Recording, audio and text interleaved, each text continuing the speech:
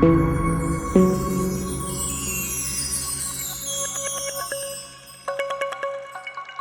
legendary DOX. In 1929, the world's largest seaplane. Length 130 feet, height 33 feet, wingspan 156 feet. Overall weight 125,000 pounds. Designed by Dornier, former collaborator of Count Zeppelin. It was powered by 12 tandem design engines of 640 brake horsepower each. The DOX. Okay, so as was mentioned, I grew up in a specific circumstance where part of my family was very interested by structure and aviation in specifics, and as a big umbrella in engineering. So maybe that influence brought me here today, and I think, as a little side note, I would like to say that, oftentimes we think that everything is performance driven, and we're just like we're there where we made it by ourselves. So that's not really the case, because every person has a specific constellation in life that he or she is born into. So there's sheer luck and circumstances involved in everything.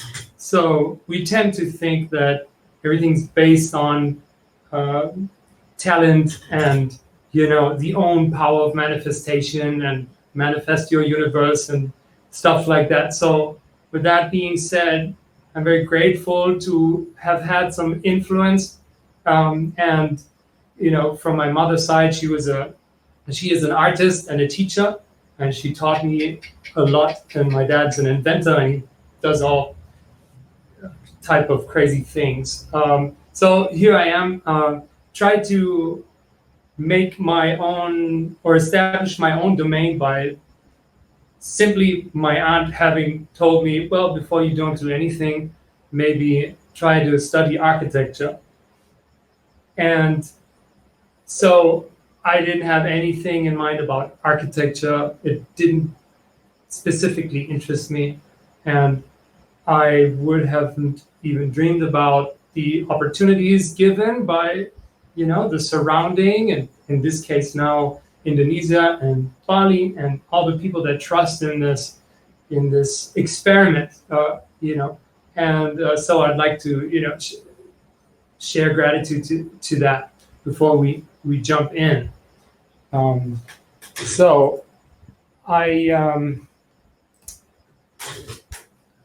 Alexis, and we are a group of 23, I think it's 23 or somewhat architectural designers from all over the world, also in India.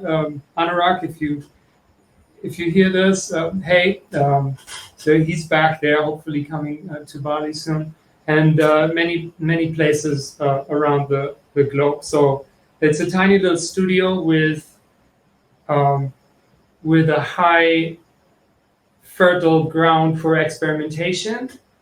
And what interests me about architecture is exactly the same phenomenon that interests me about or in life, which is to always and constantly push borders and boundaries and reinvent myself, or hopefully inspire others to think beyond the box, outside, work on new combinations and new constellations that the consciousness can't generate without almost like pondering in the fog and just picking things out and combining this. And this is happening through and with conversation with clients, and conversations with clients that are not the minus or the plus in or the counterpart in this equation. They are more the team member. So as the sun and the wind and the temperature is a phenomenon governing architectural design, so is obviously the client, and even more so the story of the client and their set of motivations. As we know, we don't consist of just one part. We are many parts, and depending on who's talking, that motivation takes over. So overall, a very unstable phenomenon, or unstable vortex of different influences that becomes architecture. So instability or instability is not only something that we connotate negatively. I think it can be something positive. So if we draw reference to what's happening now, we get a bit of a glimpse of how unstable everything is, and and it's always been, and it always will be. And events like COVID, they show us a little bit more, what happens when the curtain falls, so we can see how unstable our systems are. But that doesn't have to scare people, or at least I'm trying to see the other side of the medal and seeing this instability is also a great opportunity. Fundamentally questioning your perception on life, or your perception, in this case, architecture. And as a footnote to that, ironically, we are not focusing on architectural design, at least not for a large part of the design process. We want to be surprised by the conversation that we're having with the context, doing research, looking for, and research sounds and tastes dry, but it's actually, curiosity that you use in order to find out stuff that you haven't known before. So curiosity plays a huge part in this, and I think it's the driver of creativity, and creativity is everything. No matter if you do a bookkeeping job, as long as AI hasn't completely replaced you, whatever it is you do, you are creative, you are doing something, and we are operating in the realm of architectural design. And I can imagine myself leaving the domain of architectural design, trying other things, with people and relation, conversation with people and things like that, or music, or fine art, or anything.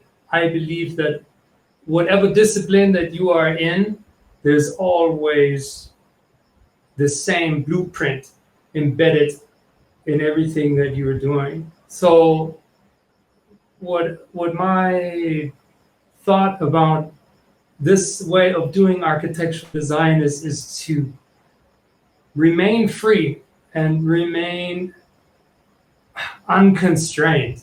And in our office in Ubud, it's showing about 20 architects and on small square portrait pictures that are hanging up there, the architectural goddesses and gods. And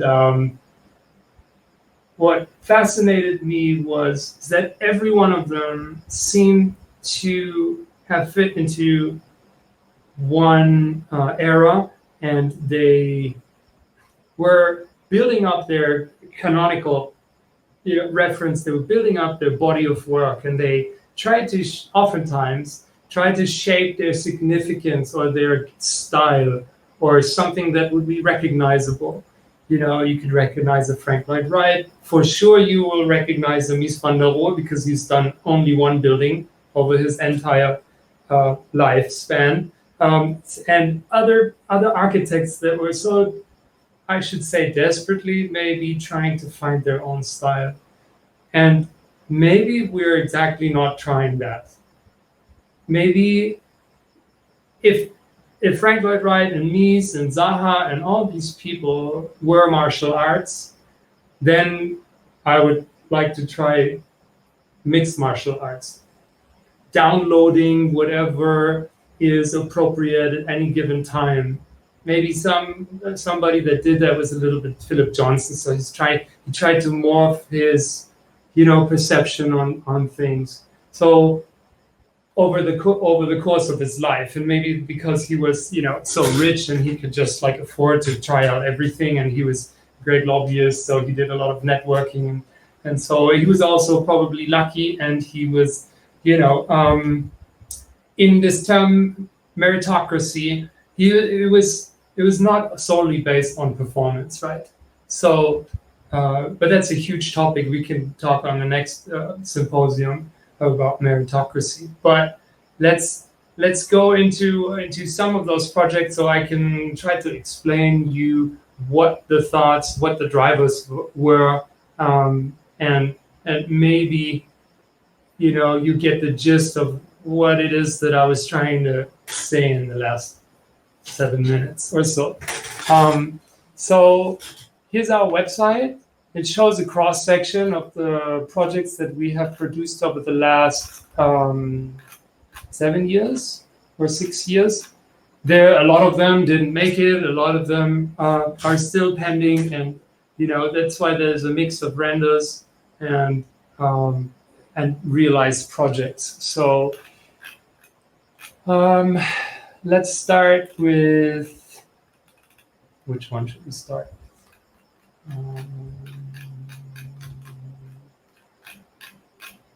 Is the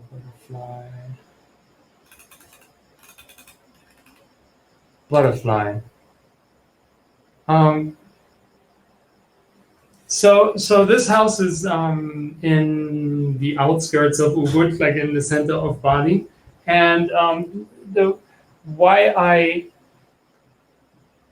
find it interesting still, it's been built a couple of years back, is that there is a layering of different thoughts coming together in a building, virtually as a intersection and a hybrid of certain ideas. So it's a merging, sweeping, and blending of several ideas, both in a formal and in a figurative level and in an intellectual level. So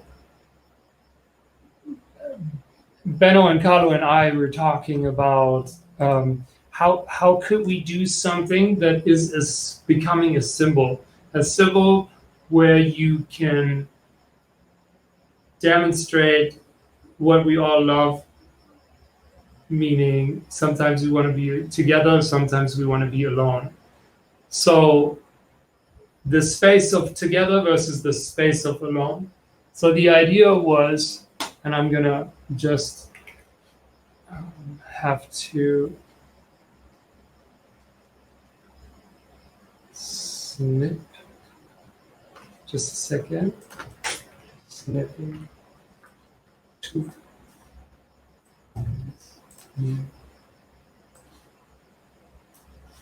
snip this,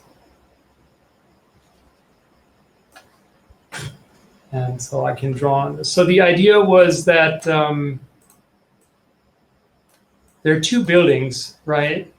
And these two buildings are intersecting like this. So we're essentially working with a cross. So as we were very interested in vernacular architecture and context as one of the key drivers of this, we found a symbol of that, which was like the pitch roof, which is, the Semper ancient hut, whatever you want to describe this. So the cross section of this building was, call it the ancient hut, and this was, a flat roof of some sort, symbolizing modernism or, progress and things like that. So at least in a very sort of blatant level of understanding. So, and then we tried to merge these buildings and blend their roof silhouette into something that we see, behind the sketch that I'm doing. So we were interested by what happens if we're blending two different cross sections with each other, and because simply collaging stuff and simply like putting it over would be strategy, but we were intrigued by the idea that as there is no black and no white, there are many gradients and shades of color or gray in between, which is also a philosophical kind of thing to talk about in a way, especially nowadays where everything gets so you synthesized by false or fake news, and everything's either black or white or blue or red, or so. But anyway, without wanting to drift off, what this gave us is the opportunity to merge and use this sweep for a space truss that's hidden inside in 4 of these wings, right? So by doing that, we discovered that, this thing can almost become like an airfoil or the inside of a wing, where you have ribs and where you have some poché space in which you can operate in. So that sort of led to the idea of this shape. So we didn't start with, what would look great, and I like shapes, I like curves, or I like straight lines, or wood, or anything like that. We were just a lot of time, probably 80% of the design phase, we were talking and trying different things out, like many things, probably 40, 50, 60 versions of different things of how you can bring elements together. So the experimentation and this loose jazz, I call it jazz, is something that one can learn and can acquire, to be able to understand a key set of keys or chords and chord progressions, but then you also have the ability to break them and throw in tones that absolutely make no sense, but then in retrospective you become you can rectify and change the course of this, right? So another layer, as I was talking about different layers, was that this building is situated along the east-west axis, and due to the geographic location of Bali, we're very close to the equator, meaning that summer and winter have a slight change, actually a significant change of 21.5 degrees, the way that the sun path is changing, right? So there's some variability in there, which I find oftentimes challenging, but in this case, we said that we would love to have shaded areas and sun-exposed areas throughout the course of the year, and you would sort of travel around or underneath this building, which is on stilts, to make use of passive cooling, catch the wind, and also enjoy, of course, that when you are alone, that specific direction. So each of those 4 rooms or master bedrooms has its own direction and context, and also this figure or sculpture is changing in height. So one bar is higher than the other. So there's some interesting correlations there. So we introduced a sort of so-called fun strip around here, which you can see in the picture, is in parts consisting of the pool, a basketball court on top of this here in the back. And so as you sweep around, you create this, and then here is a music studio. It's not visible in the picture. So something is rotating and vortexing around this building. And so is the pool here on the bottom, as you can see. And so we tried to find a unifying gesture for all these directions, and sort of filled these different areas with additional program to also fit the site and things. So there are a couple of layers, just as I have sketched on this on this, and what I can sketch is the, our love and affinity for cultural context, and the house looks like it is sort of blending of the classic traditional Balinese roof silhouettes, and then there's something that almost like fades or contributes to the silhouette of the landscape, which I think is one of the key drivers or traces of architectural design, because you're contributing to the silhouette, to the landscape, and it's your own choice based on your own motivations, based on your own specific, unique constellation that you find yourself in, and you are contributing in whichever form you are creating or being curious by asking the right questions. So let's look at a couple more pictures. You can see this fade that creates this stack of these wings that are,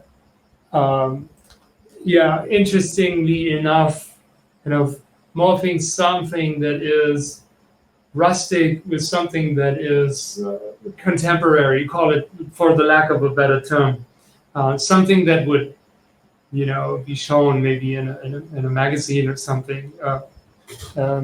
So this relevance, and then there is these two double helixes, or these two double staircases, which never actually meet, and because each of the two staircases are leading to different spaces. So it's almost like a maze, or like, the eye of a call it hurricane, also for the lack of a better term, vortex, that where you have this prismatic space as a result of these intersections. And we try to be very consistent and consequent with the way that we're cutting and shaping the space in here. So maybe that comes, from the time working at OMA, where the diagram played a huge role in the way that architecture is generated. However, I thought what I was missing when I was working there, or actually interning there, was like the lack of the human and the emotion and, the spatial qualities and surfaces of these spaces that were governed by diagrams. And so there's some exciting correlations between those spaces, and the privacy is challenged, as you could see in the bathroom. So you make sure you close your curtains if you want to, and So this is one of the projects that I find quite relevant to the body of work. The Alpha House, there is something that was recently completed that celebrates the joy of architectural shape and design. Works with, as I mentioned before, the continuation or the contribution of the silhouette against the sky, and it gives some sort of canonical and tectonic rhythm. It suggests this rhythm. So there's a stack of two different typologies. You have the living room you have the private quarters and the living room downstairs. You have the living room downstairs and the private quarters upstairs, except in the central part, which is a double height space where you can actually experience the feeling of that space that is described by these bending and twisting and turning vectors that then become, a roof and then a wall again, and then a roof and a wall again. Again, something that's oscillating and is trying to challenge its definition, right? Although, of course, we perceive it as a roof, which obviously is a key theme in architectural design. Is the silhouette, the roof, the ceiling theme. That's what actually constitutes, I would say, 80% of architectural design. So by doing these sort of shape blends and twists, we're having surfaces that are twisted, which in a canonical sense, which the term describes to elevate, some kind of structure into the form of art. Of course, you can elaborate a lot on the term itself, but in a nutshell, that's what it says. And as nutshells have the ability to create a surface that is very rigid and very strong, so was this roof actually very strong by just simply bending and creating this sort of semi-grid shell surface, which is very fun to design and very difficult to make. And so I'm really grateful for Oka and Wayan and like all the people that worked there, that challenged their skills and challenged what they were thought architecture was looking like. And this is obviously a huge contribution to this work, which otherwise would have never happened. So the celebration and joy of craft and the challenge to combine craft with these shapes was just a very beautiful experiment, because there's no CNC bent, nothing in this space, right? It's all handcrafted. It's all made by bending tubes around half of a wheel of a car or something. So you take the inside, the rim of the car, right? So you bend it and twist it until it makes sense, and that was a very, very fun project, which was recently completed. And the rhythm and sequence of this building is something that some architectural design reminds us of a song, or something that has an underlying beat to it, some kind of rhythmic logic, just like a chord sequence on the piano. By shaping that or suggesting that, you give the listener or the spectator in the realm of architecture the ability to find some kind of order within the chaos, right? So you're sort of oscillating alongside, a very rhythmic expression of elements that get repeated in a sense of the canonic and tectonic qualities of architecture, which is one of the key interests that I'm aspiring to get good at. So it is very difficult what Louis Kahn and these guys have done, and Corbusier, obviously, in your country, very, very much. It's not so easy, right, to understand structure, civil engineering, gravity, loads, still kind of have a sense for aestheticism, and then do something that is meaningful. And I think the other half of the presentation, we might be talking about this change, and as the title of this event is saying, there is something about space and how big that space is. So in this case, we're celebrating, the joy of bringing ideas together and sticking to one idea instead of trying to do too much. So the consequence of limiting yourself to one idea, I think personally, helps a lot in minimizing the diffuse of and how you actually consume this piece of architecture.